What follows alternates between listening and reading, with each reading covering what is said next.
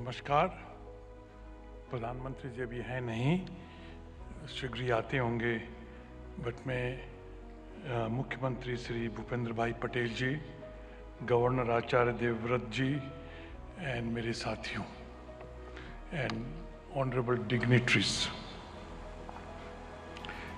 पिछले साल सितंबर में वाइब्रेंट गुजरात की 20वीं एनिवर्सरी पर मैं यहाँ आया था और प्रधानमंत्री जी ने बताया कैसे आइडियाज़, इमेजिनेशन और प्रोसेस कंटिन्यूटी के आधार पर इस मेगा ग्लोबल इवेंट को एक इंस्टीट्यूशनलाइज्ड स्ट्रक्चर मिला है।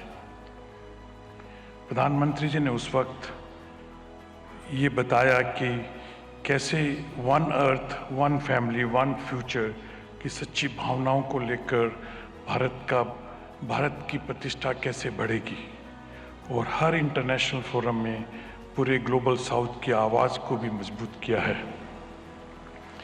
माननीय मुख्यमंत्री भाई पटेल जी, मैं आपको भी डेवलपमेंट को आगे रखने और इन्वेस्टमेंट्स को आकर्षित करने और एडमिनिस्ट्रेशन को स्तर ऊंचा उठाने के लिए बधाई देता हूं।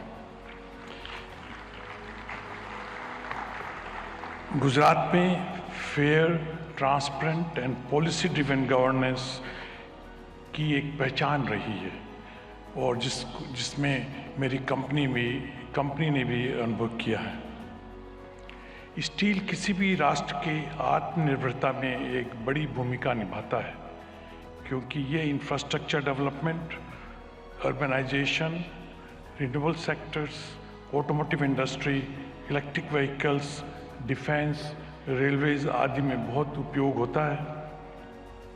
ग्लोबल टेक्नोलॉजी को सर्वोत्तम रूप से लाकर हम हाई एंड प्रोडक्ट्स को डेवलप कर रहे हैं, जो एसएमई से स्टार्टअप तक के स्टील कंज्यूमर्स को कम्पिटिटिव बनाने में मदद कर रहा है। गुजरात ने आज से 4 साल पहले आर्सलरमित्तल निप्पन स्टील इंडिया का स्वागत किया था और 2021 में प्रधानमंत्री जी ने और मुख्यमंत्री ने हमारे हजीरा एक्सपेंशन प्रोजेक्ट की भूमि पूजन की थी। मुझे ये बताते हुए गर्व हो रहा है कि ये एक्सपेंशन प्रोजेक्ट तेज़ी से बढ़ रहा है और लक्ष्य के अनुसार इसका फेज़ 1 2026 में पूरा हो जाएगा। आज वाइब्रेंट गुजरात 2024 के इस मौके पर हमने सेकेंड फेज़ के लिए MOU साइन किए हैं। जब ये प्रोजेक्ट 2029 में पूरा होगा तो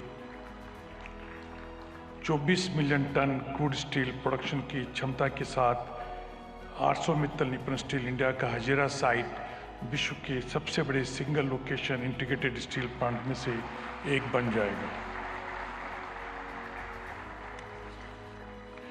हमें पूरा भरोसा है कि गुजरात सरकार के सहयोग के साथ हम इस प्रोजेक्ट को अगले 5 साल में पूरा करने में सफल होंगे। हम केवल स्टील में ही नहीं है, बल्कि रिन्यूएबल एनर्जी, ग्रीन हाइड्रोजन जैसे इमर्जिंग सेक्टर्स में भी निवेश कर रहे हैं। मैं ये कहना चाहता हूँ कि हम देश के लिए अगला 20 साल बहुत महत्वपूर्ण है और मैं आप सब लोगों को विश्वास दिलाना चाहता हूँ कि आत्मनिर्भर और विकसित भारत के 2047 के विजन को पूरा करने के लिए हम रेडी हैं। मैं इन सब प्रधानमंत्री, मुख्यमंत्री, गवर्नर साहब, इन सब लोगों को मेरे को मंच पे आने के लिए मौका देने के लिए मैं आप लोगों का बहुत आभारी हूँ।